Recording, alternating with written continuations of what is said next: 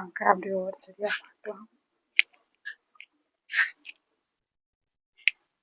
கத்திரிக்காய் இதெல்லாம் அப்படி அப்படி ஃபுல் பூவையும் பறிச்சாச்சு. இப்போ ரெண்டாவது டைம் எல்லா பூவும் வருது.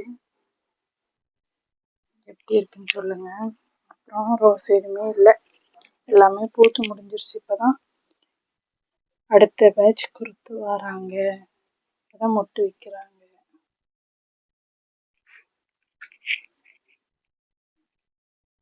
அடுத்து தளிர்லாம் வர ஆரம்பிச்சிருச்சு. கத்திரிக்காய் பாருங்க, கத்திரிக்காய்லாம் நல்லா பெரிய செடியாக வந்துருச்சு எல்லாமே. தக்காளி 3 பிச்சு போட்டுருக்கு பாருங்க.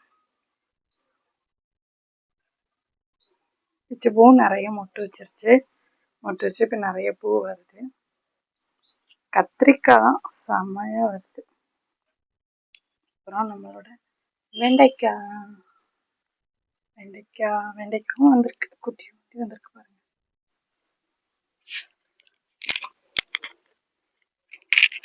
செம்ம ஹைலைட்டு இந்த கத்திரிக்காய் தான். இது கத்திரிப்பூ கலர்ல வரும்ல அந்த கத்திரிக்காய், நல்ல பெரிய செடியா வந்துருச்சு. அப்புறம் நம்மளோட ரோஸ் கீரை கொஞ்சம் பறிச்சிட்டேன், பறிச்சு சமையல் பண்ணிட்டேன். அப்புறம் சுரைக்காய், நீட்டு சுரைக்காய், இது 2 செடி இருக்கு. இது நல்லா பெருசா வந்துருச்சு, கொஞ்சம் குட்டியா வந்திருக்கு.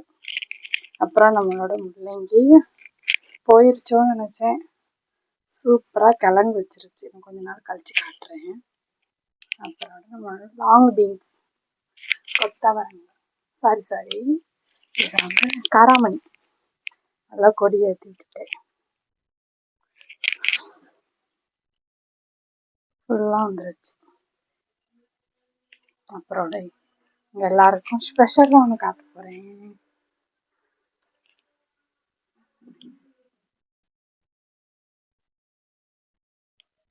எல்லாரும் பாருங்க, என்னோட பீக்கங்காய் எவ்வளோ பெருசாக வந்திருக்கு பாருங்க, பெருசா வருது. நிறைய வைக்க, ஆனால் ஃபுல்லாக உதிர்ந்துருது. ஆனால் அந்த ஒன்று மட்டும் நல்லா பெருசா வந்திருக்கு. அப்புறம் இது பசலைக்கீரைங்காங்க, ஆனால் எங்கள் ஊர் சைடு இதை மலேசியா கீரைம்போம். மலேசியா கீரை, பருப்பு கீரை. அதுலேயே ஒரு கோழி கொண்ட செடி. அப்புறம் என் பையனுக்கு என் பையன் ஒரு இடத்துல இருந்து வாங்கிட்டு வந்தான் மாமரம். இது வைக்கிற அளவு எங்களுக்கு இடம் இல்லை, இருந்தாலும் ஒரு நம்பிக்கையில் வச்சுக்கலாம், இடம் வாங்கி அப்படின்ட்டு. ஆஸ் யூஸ்வல் மிளகு தக்காளி கீரை, இதுல எல்லா கீரையும் இருக்கு. சிவப்பு கீரை. அப்புறம் ரொம்ப ஹைலைட்டு நம்மளோட சிகப்பு முள்ளங்கி,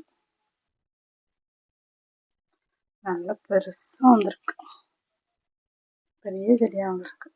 அப்புறம் இதுலயும் ஒரு கிரீன் கலர் கத்திரிக்காய். ஏன் செடியில அந்த மாதிரி வருதுன்னு தெரியல, தெரிஞ்சா யாராவது எனக்கு கொஞ்சம் டிப்ஸ் கொடுங்க. ஃபுல்லா இப்படிதான் வருது. தக்காளியிலுமே ஃபுல்லா இருக்கு, ஏன்னு தெரியல.